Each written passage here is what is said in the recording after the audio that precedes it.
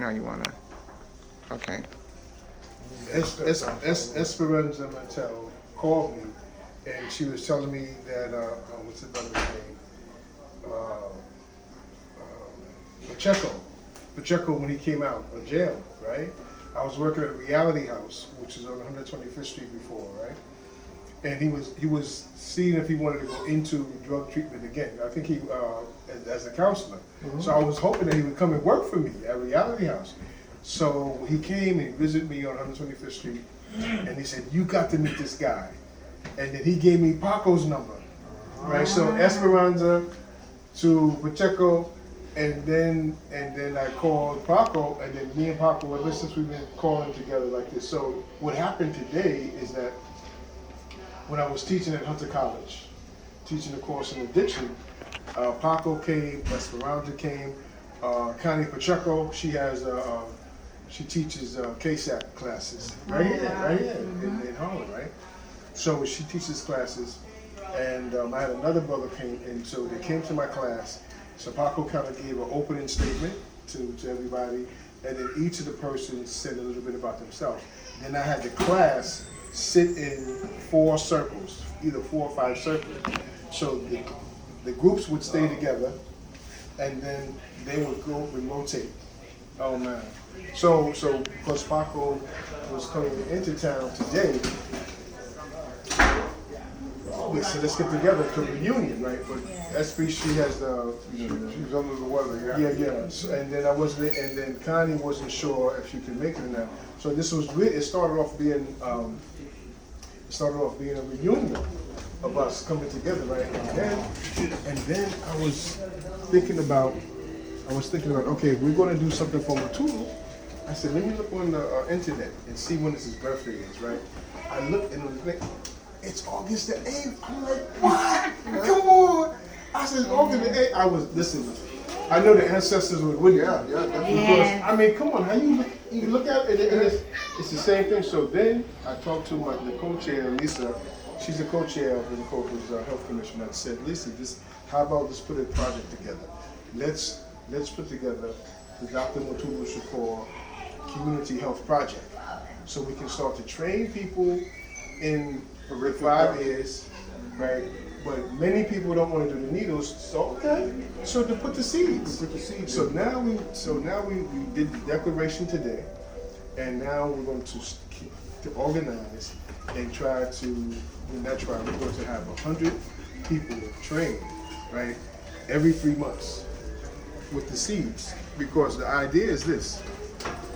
It's not just the technique of the acupressure or the acupuncture. It's the conversation. It's getting our people to say we can control our own health. Yes. So the movement is about self-determination for our health, and it's about reparation. So now we, the Health Commission, we become the first commission to do something like material, you know? People don't fight for ideas. They fight for food. They fight for health. They fight for a place to live. So the Health Commission now has concretized the reparations movement by saying we're going to train people in the So those are the things that came together. And Sister Leah, she was so beautiful, because when I came, I asked her, would she be interested in having Paco come? And then they was on the phone, and then he said he was going to be in New York. Oh, you can't go wrong with it. So I tell people all the time, it's not a coincidence. It's destiny. This is meant to be. This is part of the history. It's not an accident. This is the way it's meant to be. And could you mention the documentary again, and also Brother Walter, and how you knew Dr. Mutulu Shakur? Dr. Mutulu Shakur and I met at the Lincoln Detox Program in 1971. And I was in nursery school. I had just dropped out of nursery school to become a revolutionary. And because I was in nursery school, I became the unit head of the medical collective. And then Mutulu and I created the acupuncture collective. And from there, the rest is history. You can see it in the film Dope is Deaf by Mia Donovan, who's from Montreal. And we studied in Montreal, Mutulu and I and 4 other members of the collective.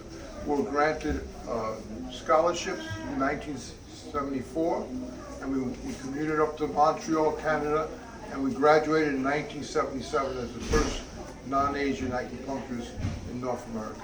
Wow. And that documentary involved the takeover of what's the hospital again? The Lincoln Hospital takeover. See, the Young Lords made it very popular, the takeover. They took over many things, the church, you know. We got to know this. Yeah, actually there's a new film that just came out called The Takeover. And it's just about the Young Lords and all the places they took over. Now, if you remember back in the days in the civil rights movement, the students would take over colleges and the president's office, demanding black and Hispanic, back then it was black and Puerto Rican history, because that was lacking at the university level. So from there, Mickey Melendez, who put the Young Lords together, was at Westbury College. And Mickey and I go back to the 60s. But he went to Westbury College, I went to Bronx Community, and I didn't see him for almost 4 years. And when I ran into him, he was a Young Lord. And so since we knew each other, he's my oldest friend, when he asked him to be part of this new campaign, I said, how can I say no? We've already done a couple. Let's do one more. And that's how So, Brother Yao, please, we asking people to introduce themselves. Yeah, please. How did you know Mutulu, and why are you working in the field of acupuncture? Peace and blessings. Thank you just for the opportunity. Yes. Whoa. I think it just goes back to, I just remember right across the street from the old Siding Dam Hospital, it was Brownstone on 123rd Street. And in that brownstone was Bana, New Birth, which was a midwifery program that was run by Dr. Uriwana Trinidad in Knockaway. And then Sunfire Foods, Aris. Aris was there. Aris had his Sunfire Foods down in the basement. So this was this wonderful brownstone right next to one of the old, The firehouse? it was called Cash. Citizens for the Safety of Harlem or something like that. But it was, so all of these programs, nonprofit programs, community-based programs were right there on the street on 123rd Street. And so there was also Kindness Bookstore on the corner of Lenox, now Malcolm X and 125th Street. And that was a place that just had that energy going on, all right? And we also knew that what was going on. It just, Walter's experience with Lincoln Hospital, but Bana was just one of these places where the teaching was exceptional. Dr. Trinidad, Mutulu, the visiting acupuncturists that would come in, folk of color, black bodies, black and brown bodies. It was just an honor to kind of be able to be a young social worker and say, you know what, I'm looking for models that can really relate to our people and not oppress our people. And this was, oh, you don't have to talk. You can just give them the treatment and just allow that, you know, these 5 needles in each ear are probably the most spoken about needles or points out of all of acupuncture. Everybody knows Shin Men. Okay? Everybody knows, oh, there's a liver, there's a kidney, there's a lung, there's a sympathetic point. So I started realizing after I got a gig there, and Mike would work these kind of wonderful things.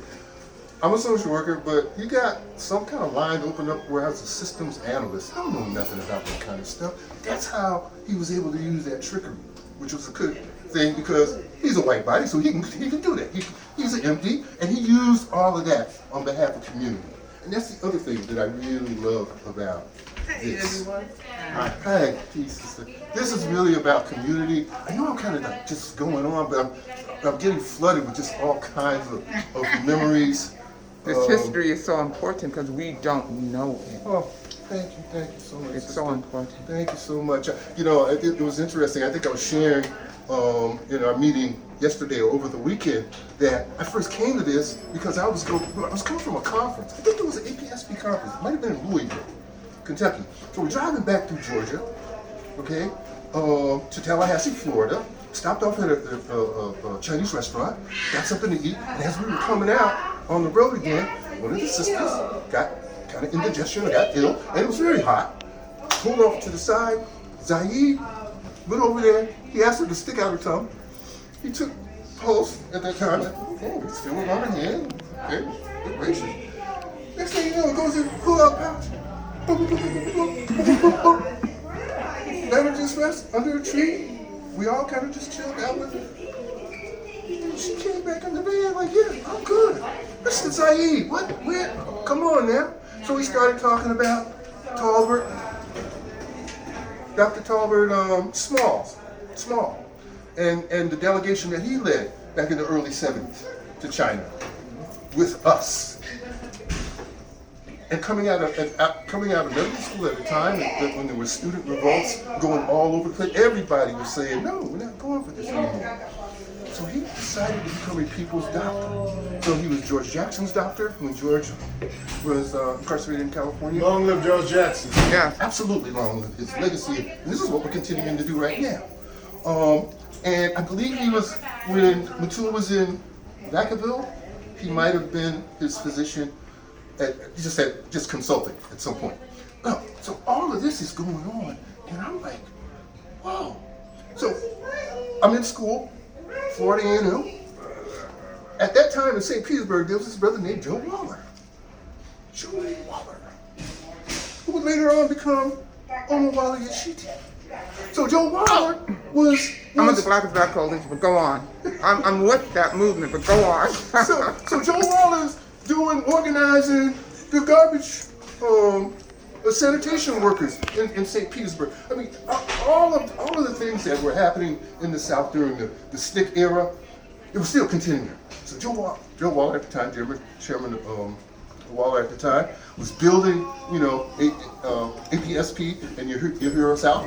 African People's Socialist Party. Yes, thank you so much. African Yes. People's Socialist Party, and he's building Uhura House in St. Petersburg, and then building out to other places. And we were doing stuff in Tallahassee, Florida, at Florida A&M with the Malcolm X Liberation Front. So we had Musa Ali, we had Minister Sadiq. It was just this groundswell connection and doing stuff. So in my heart, just organizationally, I've always appreciated that I grew up with Chairman Waller. And actually was part of the ANPO, which was the African National Prisoners Organization that APSP founded. So I gotta go back, and all of these things are sort of connecting right now, right? As they should, as they do. And after coming off of, I'd say 8 to 10 years on the NADA board, which and I want people to understand this. NADA did not start with Mike Smith. NADA was started by 3 white folks who went upstairs to the second floor and said, as white bodies are often wanting to do, let's start a nonprofit program. So those 3 white folks who didn't even live in the South Bronx, only one was from New York, and that was Michael Smith, and they started this nonprofit. And I think Mike early on knew, this isn't really represented, because no people from the Bronx would say, hey, come on, we want to do this. We kind of just do it. We don't worry about starting an organization. So I want to put that in there. I want people to understand. I ain't pissing on nobody. I'm just saying, I want you to know. There's a long history for all of the NADA. And NADA look, the legacy continues. We all hold a piece of this. Mm-hmm. Sometimes I am able to plant the seed, but I don't see the seed grow up in the sprout. Sometimes it sprouts, it nurtures, but I don't get a chance to see it fully grow. And sometimes I see it fully grown and I pick from the harvest. Wherever I am at in the process, that's where it is. And oftentimes it's cyclical. So this is what this movement has done, and it keeps me going. Say something, man. Say something. Please. So you have her say, receive as a one and 1 and 2. What? My name is Mia, and I've been here in IRE working for 16 years.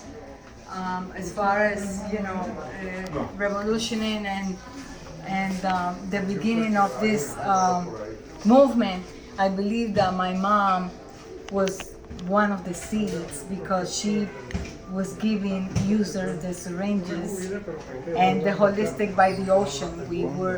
She had them sitting down so they could hear the waves from the ocean. To hear the waves, it was sort of a relaxation kind of thing. Not in the, that was in the 40s, 48. So my mom had everybody, going in and just lay down by the ocean and just hear the waves of the water because they didn't know about acupuncture.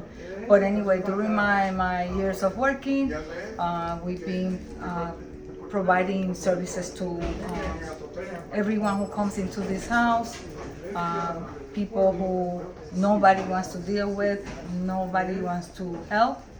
They've been neglected by the system. They've been mistreated because of their color or because how they speak, taking all their rights away. But when they arrive here at Nairi, we have a complete different way of looking at them. We look at their hearts and where they are. We're providing multiple services. Acupuncture is one of them, with the sounds and the beats to decrease withdrawals from using narcotics. Well, that's all I have to say. This doesn't stop here. I got arrested multiple times for places like this to happen. To the point that the judge told me, get arrested one more time, you're gonna stay for longer. But I am honored, and although my mom is not here, but I honor my mother too because she was part of this big movement. She showed me love, she showed me kind, she showed me not to judge anybody by the color, by the skin, by the way they dress. I see people, I looked at the heart. And with that, I'm asking everybody to not judge, but look, stop and ask and listen. Thank you. Because we are all connected, that essence. Right, get All connected, right. yes. Paco, que tú fueras para hablar sobre la Sí, cómo no. técnica. so before when I was talking and when I was working at Reality House, I'm on the phone with Paco on the phone, and I was talking with her. She works for Oasis now, but the conversation we had on the phone was the first time, and then now you can tell them the rest. ¿Y qué voy a decir? ¿Qué pasó después? Necesito un traductor porque ¿qué tú quieres que No, haga? dilo en español, dilo en español. de ti puedes decirlo en español. Bueno, yo me siento muy feliz, ¿verdad? De esta experiencia con ustedes, y entiendo que el trabajo que se está haciendo aquí es un trabajo superior, de quilate, y que honra, ¿verdad?, los principios de la Declaración Universal de Derechos Humanos. Y yo creo pues que allá en Puerto Rico pues tenemos algunas oficinas, clínicas, pero yo creo que no dan el servicio que dan aquí. Sería bueno, ¿verdad?, un junte para que allá en Puerto Rico pues eleve, ¿verdad?, el nivel de servicio que se le da a los compañeros adictos. Y esto pues es importante, estos programas, ¿verdad?, de prevención de daños. Además de que, como dicen en inglés, es un must. O sea, hay que tener este tipo de programas porque es una cuestión de derechos, de derechos humanos. Y ha sido, como decía la declaración, ¿verdad?, hermosa declaración, me la llevo para allá. Y pues y los exhorto a que sigan este trabajo, ¿verdad?, de excelencia por estos hermanos, ¿verdad?, que han caído, ¿verdad?, en esta situación de las adicciones. Todos estos programas pues son extremadamente importantes, son complementarios del proceso de rehabilitación del adicto, pero también tenemos que hacer esfuerzos para estudiar la cuestión causal de la adicción, que es un poquito complejo, ¿verdad? No es fácil, pero hay unas variables estructurales que tienen que ver con la forma en que se ha organizado la economía a nivel mundial, que es una estructura económica global que provee para el enriquecimiento de los pocos, ¿verdad?, y la pobreza de los muchos.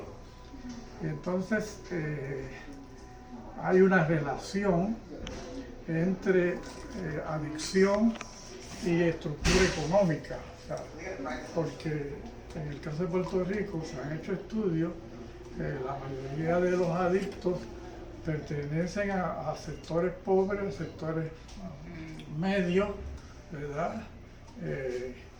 Y entonces, pues, la causa de la pobreza, pues, se encuentra en estas deficiencias que tiene el modo de producción económico, ¿verdad?, que domina el mundo, que se llama la globalización en este momento. Y también en el caso tenemos que ver que hay factores que tienen que ver con toda la opresión, ¿verdad? En el caso de acá de Estados Unidos, de Nueva York, pues muchos de los muchachos son de ascendencia latina, de negros, de los llamados grupos minoritarios, que son grupos pues, que han sufrido opresión política, ¿verdad?